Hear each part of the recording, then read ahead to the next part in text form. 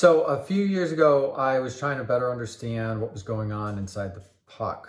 And I thought maybe I could run a simulation because the one area that we can't see into is the puck. Even when you do a transparent portafilter, what you are looking at is how the side of the puck interacts with the transparent material, whether it's glass or plastic. So you're not actually seeing what's inside. So I wondered, could I make a simulation with this? And could that simulation, if I add enough parameters, could I match it to like real world experience and try to make some adjustments based on that? So I started with this idea. We could have a single layer, you have multiple layers, and figure out how water is going to flow. This turned out to be pretty challenging, at least in the thought experiment. So I moved on to, there was this algorithm called bubble bath, which will start with, you give it some distribution of circle sizes you want, and then it'll fill in a piece of paper with those circle sizes until you tell it to stop. And so you start from bigger and you go smaller.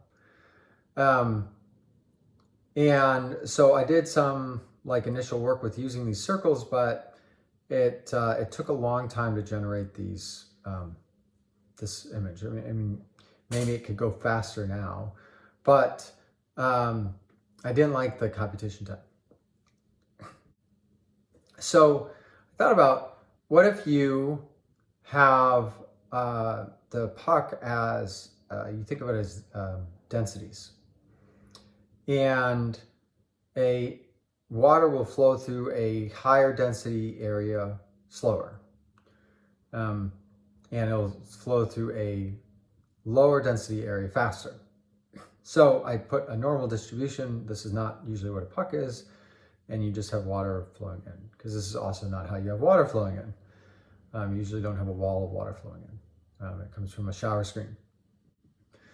So I started playing around with some parameters with shower screens. And what you have here is you have a calculated shortest path. And so you're calculating the shortest path for all these particles from the top, or all these pathways from the top to the bottom. And so you naturally see some, basically what you'd see in a river. You'd see these wider areas. So especially in the middle here, there's this wide area that's kind of forming out just a little bit here, just a little bit here. And then when you go to more shower screen holes, this area gets a lot wider, And even here, you have the red here is the faster slope, or faster. Okay, let's try this again. So I added some shower screen holes, and I colorized the minimum path for all of these particles. So this doesn't assume, in the typical model for coffee, that should assume that as more water hits a certain area, you should extract higher, and then that area becomes less dense, which allows water to flow through it faster. So really this needs to be updated as water's flowing through. But I got onto other things, so I didn't do that part of the modeling. But I just wanted to just look at this and see how water would flow. So these red areas are